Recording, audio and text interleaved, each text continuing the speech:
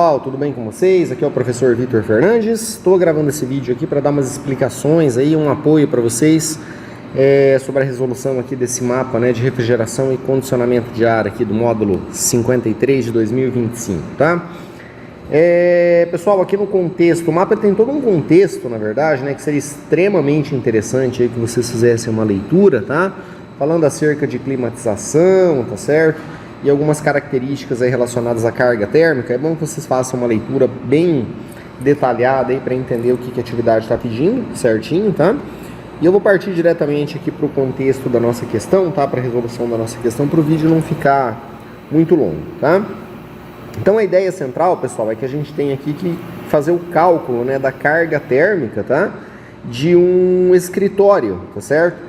E nós temos aqui uma tabela, né, e também uma planta baixa aqui, tá certo, desse nosso escritório, onde nessa tabela aqui é informado pra gente aqui os aspectos aí relativos, tá certo, a construção, local, número de equipamentos, tá certo, pessoas e afins, tá? E é uma tabela que nós vamos utilizar aqui pra gente poder fazer, né, o cálculo dessa carga térmica aqui e tudo mais, tudo bem? Então, gente, qual que é o cenário, tá? Então, a planta baixa do local ela foi colocada aqui pra gente. Nós temos, então, um escritório que ele tem uma área aqui de 50 metros quadrados, tá?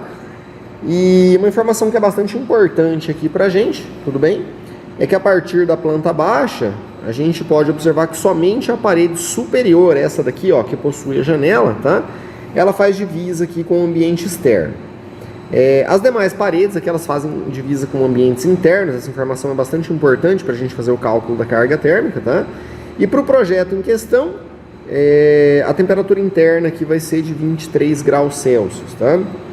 Então, depois a gente avaliar a situação, é para a gente calcular a energia térmica total, considerando as parcelas aqui de condução de calor, tá? Pelas paredes externas e internas, cobertura, janela, pessoas, equipamentos e iluminação, tá certo? Nós vamos fazer o cálculo aqui, tá? A parcela, né, da condução de calor de cada uma delas, tá? E depois fazer uma somatória para encontrar aqui a carga térmica total.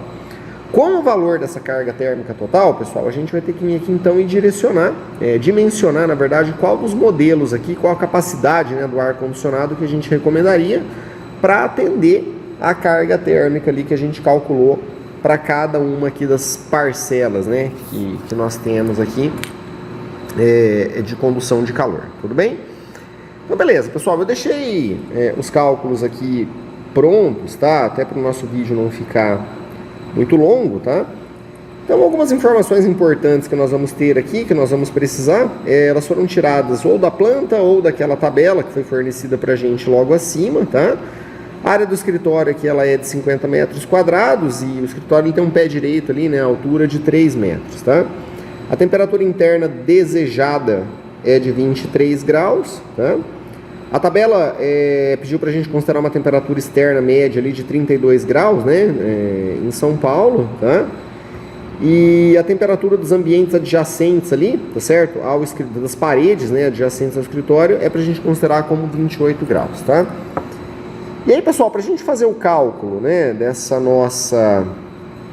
da contribuição que cada elemento ali tem para a carga térmica total, tá certo? Nós vamos precisar, em diversos momentos ali, fazer uma diferença de temperatura, tá certo? Entre o meio externo e o interno que a gente precisa, ou entre ali as paredes que são adjacentes ao escritório, tá? Versus ali a temperatura interna do escritório. Então esse ΔT aqui a gente vai usar em vários dos cálculos que a gente tem.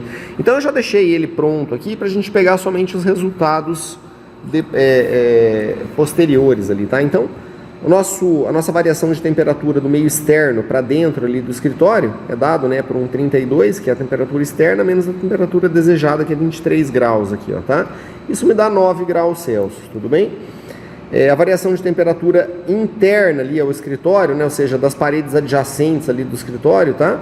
É para a gente considerar 28 graus, né, a temperatura dos ambientes adjacentes, menos a temperatura que a gente deseja, que é 23 graus. Isso me dá um ΔT aqui de 5 graus, tudo bem? E, pessoal, aí vamos lá, né? Como é que a gente vai fazer então para a gente calcular a carga térmica aqui, tá certo? de cada uma ali dos itens ali que a gente tem que compõem o nosso escritório, tá? Então ela é dada por uma equação matemática que está no livro texto de vocês, ok? A carga térmica ali da parede aqui, por exemplo, ela pode ser calculada pelo produto aqui entre a área da parede, tá? Por um coeficiente aqui de condução, que é dado por essa letra U, beleza? No caso foi especificado ali o nosso U total para cada um dos itens ali que a gente tem. Isso facilita bastante a nossa vida, porque se vocês forem analisar aqui, por exemplo, a tabela, tá? O material construtivo da parede externa, ele fala pra gente que é uma camada externa de reboco de 2 centímetros, com tijolo de 6 furos de 12,5, mais uma camada interna de reboco. Então a gente precisaria determinar aqui, no caso, esse coeficiente total aqui, fazendo a somatória de cada um desses componentes aqui, tá?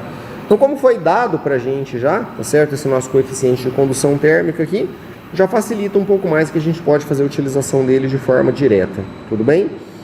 Então, vamos avançando aqui, pessoal, ó, tá?